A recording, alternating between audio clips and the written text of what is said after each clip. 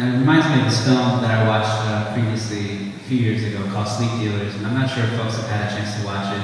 But I think it's a very interesting film to watch because, first of all, the script was written in the 90s. It was actually written by a gentleman who is from New York. I think he lives in Brooklyn.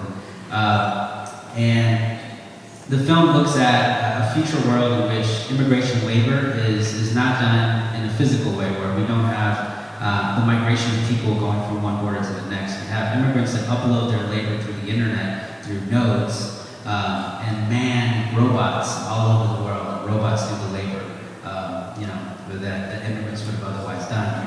But these immigrants work in these factories that are called sleep dealers and can oftentimes work themselves to death quite literally. And in this film, they show a lot of interesting themes. One about the corporatization of water, so water becomes private in this future world.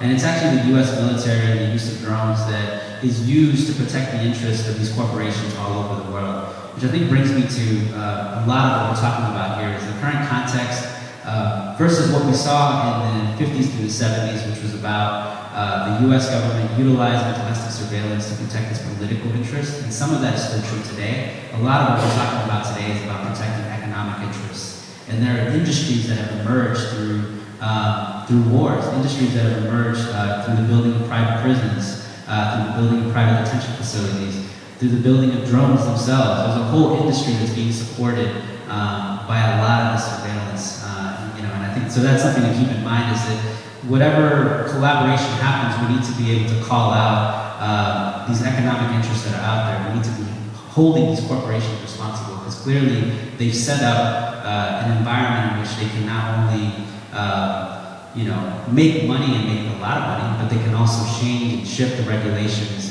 in their favor so that they can have more money and make more wars that can sell more products and sell more tools for surveillance. So